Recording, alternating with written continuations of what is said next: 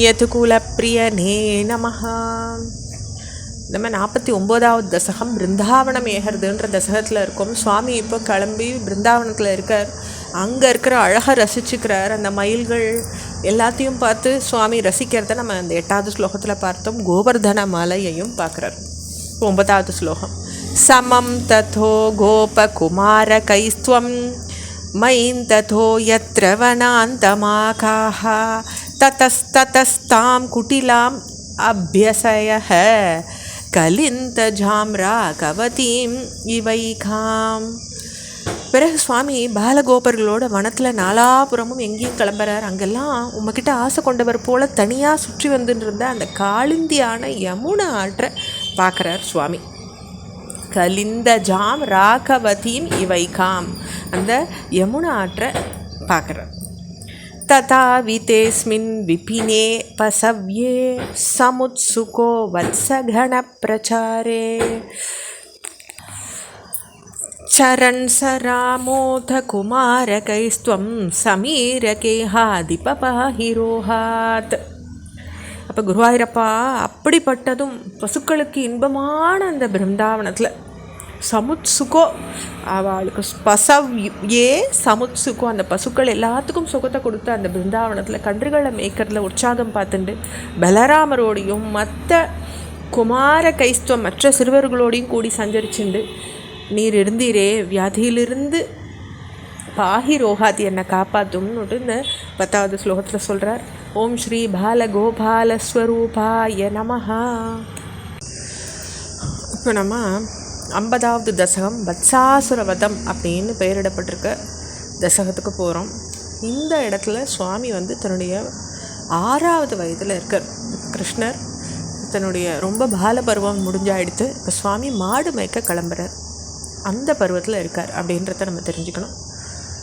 இதில் நம்ம பார்க்கலாம்.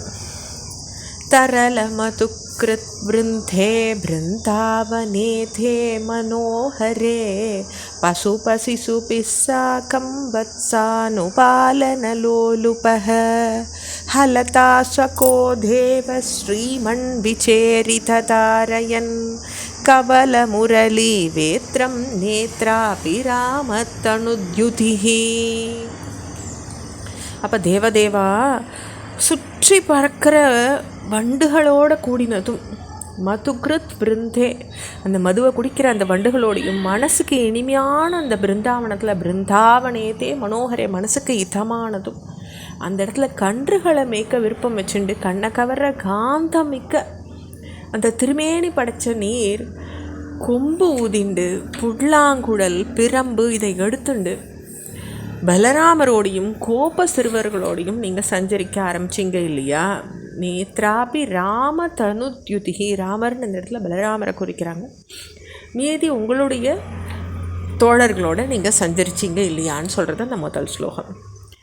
விஹித ஜகதி ரக்ஷம் லக்ஷ்மீ கராம்புஜலாலிதம் தததி சரணத்வந்தம் பிருந்தாவனே த்வயி பாவனே கிமிவன பபௌ சம்பத் சம்பூரிதம் தருவல்லரி சலிலதரணி கோத்ர க்ஷேத்ராதிகம் கமலாபதே. அப்போ கமலாபதே அப்படின்னா லக்ஷ்மிபதேன்னு அழைக்கிறார், லக்ஷ்மிகாந்தன் அழைக்கிறார், எப்படி வேணாலும் வச்சுக்கலாம். பாவனமான பிருந்தாவனத்தில் உலகங்களை காப்பாற்ற ஜெகதீ ரக்ஷம், நீர் உலகங்களை காப்பாற்றுறதுக்காகவும் லக்ஷ்மியின் கரக்கமலங்களால் வருடப்பட்ட அந்த 2 திருவடிகளையும் வச்சு நடந்த போது அந்த இடம் எப்படி இருந்திருக்கும். ததாதி சரண துவந்தம், அந்த பிருந்தாவனம் எப்பேற்பட்ட புண்ணியமான பூமியாக இருந்திருக்கணும். உங்கள் திருவடி அந்த இடத்துல பட்டுதே. அந்த மரங்கள், கொடிகள், ஜலம், பூமி, மலை, வயல் ஒவ்வொன்றையும் தனித்தனியாக சொல்கிறார். பிருந்தாவனே த்வயி பாவனே, அந்த இடமே என்னமா இருந்திருக்கணும், அந்த க்ஷேத்திரமாக அது எப்படி விளங்கியிருக்கணும். அதோட பூமி, மலை, வயல் இது எது தான் செல்வ மிகுந்ததாக விளங்கலை. கமலாபதே, நீரே அங்கே போன போது அதில் செல்வத்துக்கு குறை சொல்லுவானே அப்படின்னு சொல்கிறார் இந்த 2வது ஸ்லோகத்தில். தொடர்ச்சி அடுத்த பகுதியில் பார்க்கலாம். ஓம் ஸ்ரீ முராரியே நமஹ.